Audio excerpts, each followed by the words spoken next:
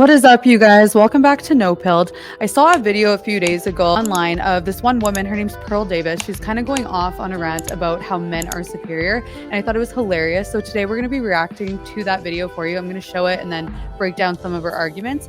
Let's get right into it. Guys, so I have spent the last couple weeks genuinely trying to think of something that women are better at. And this didn't come out of malicious intent.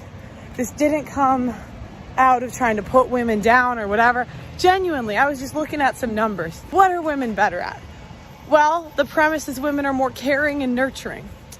Well, if so, why are we more likely to kill infants and elders? Okay, so you can kind of see where this is going. Basically, Pearl, she's kind of known as the female Andrew Tate. That's what she's been dubbed as in the red pill manosphere kind of community. A lot of the things that she says are supposed to be pro-man, but what they end up being are very anti-woman. So then I was like, okay, I guess that number doesn't make sense.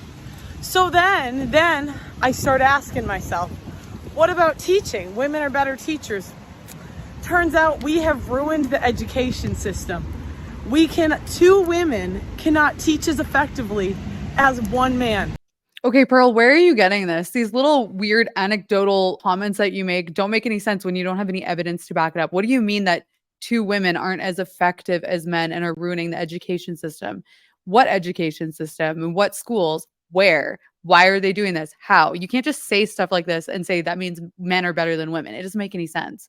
Chefs, we're the cooks, right? Women are better cooks. Wrong. All the top Michelin chefs are men.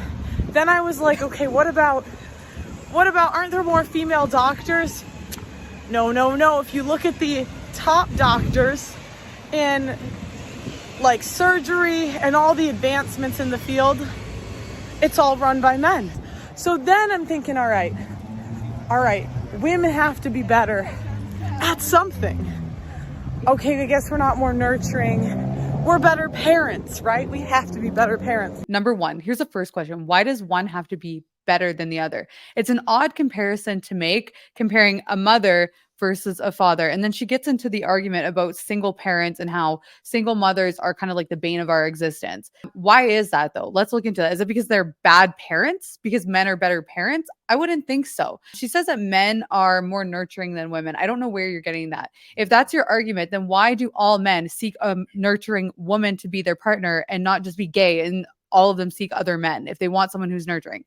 Make it make sense, Pearl. And what I realized is women can only be, the best version of ourselves under the authority of a guy. Whether if it's at work, it's in a company they built. If it's at home, it's under the authority of male headship of the household. When somebody like Pearl gets into the discussion about male headship and male authority, she's referring to biblical headship. She is referencing an idea that comes from a religious system. Okay, this is a religious ideology. This does not apply as a blanket statement to all people. The headship that she's referencing is actually found in the Bible. For that to work, you have to have Christ as the head of the husband. But she's trying to apply this religious system to all kinds of people. It doesn't work that way. Men are not always going to be better leaders. Who are the majority of physical abusers? They're men. Okay, these are men who are able to dominate women, to hurt women. Women have to go to women's shelters and stuff like that. They become single mothers. So she's blaming women for that. She's basically saying it means that men are better than women at everything. So my main argument with what Pearl's trying to say about men dominating the workforce, we have to look at history though. How long have men had the upper hand in the workforce than women? For all of the history of forever, men have been the ones working. It's only been within the last couple of centuries that women have become literate. They become able to enter into the workforce, to vote, to even try to catch up with men.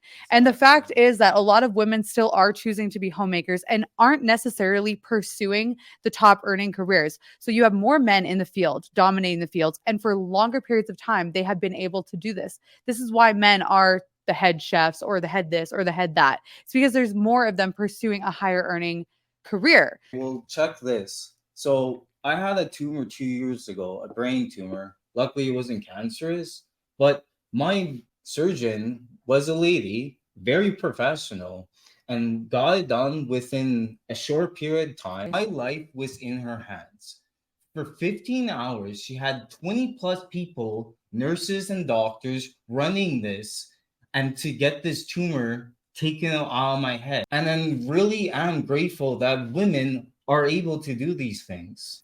Well, at the end of the day, she was, like you said, she was in command of a whole team of people. She was the top surgeon. She was actually the head surgeon of the entire brain surgery department. Exactly. So, if it wasn't for her, you probably would have died, honestly, because she was able to get him in for a quick rush surgery. Like, it was a last minute thing. They discovered this tumor really late on. It was huge. The thing was massive.